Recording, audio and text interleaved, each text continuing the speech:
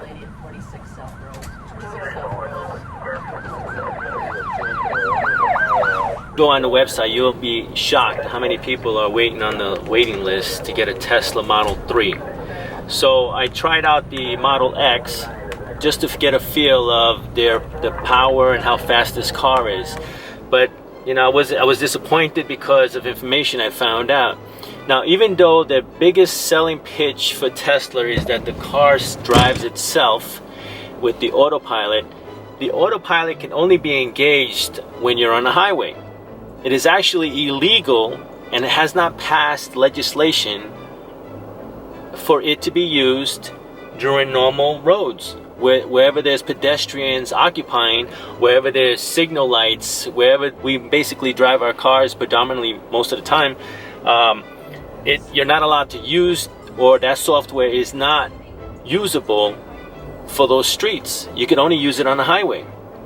So people are buying these cars, the Teslas, thinking that they're self-driving, but one of the most important feature of being able to just put it on auto to get you through from point A to point B, it doesn't work because it's illegal.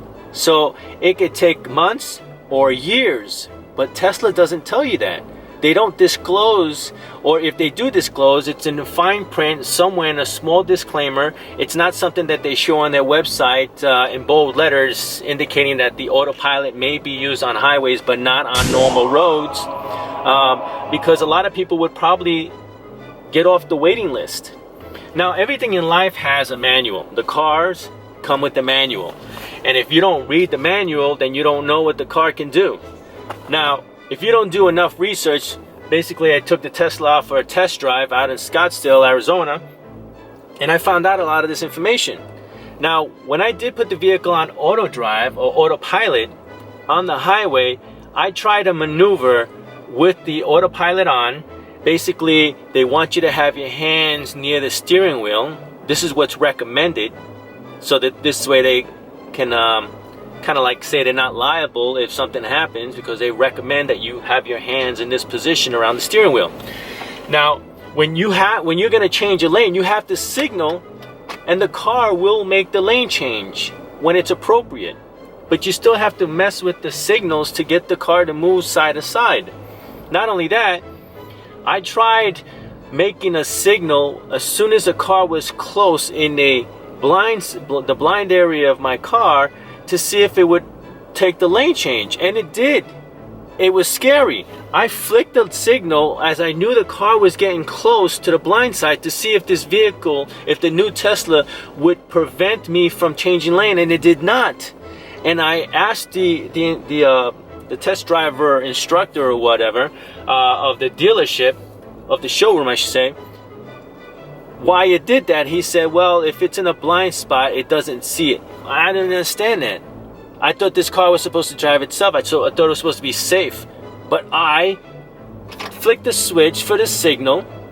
The car moved over, and I had to take control of it immediately before crashing into that other car that was in the other lane, just because it was in a blind spot. I knew it was there, but when I saw the vehicle change lane, I didn't think it was going to change a lane, because it's supposed to acknowledge that car in that area. And so now I'm left thinking, I put my trust in this vehicle autopilot. What if the error mechanic, the software or the technology that we're in, it's erroneous, and I end up crashing? And what is Tesla gonna say? I should have had my hands in this position. Well, if I'm gonna have my hands like this, getting ready to grab the steering wheel, why would I buy a car that's autopilot?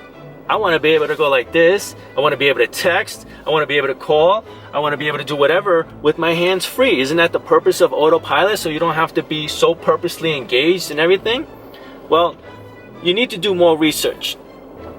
You know, in life, there's a lot of manuals. We get a manual for a cell phone. What do? We throw it in a drawer. We get a manual for the refrigerator or a new washer. Anything new we buy, we get a manual. It comes with instructions. But what do? We don't read it. We throw it in a special drawer. Well, I want to say that life, there's a manual for life. And if we don't read it, if we just throw it in a drawer, if we just keep it away from us and we don't read it, then we don't know what's expected of us. If we don't dig deeper with Tesla and the Model 3 and the Model S, the Model X, and we don't test drive these cars and we don't get this information, a lot of people are going to be buying cars that they're not going to be happy with, or worst case, a big accident. Definitely look into it.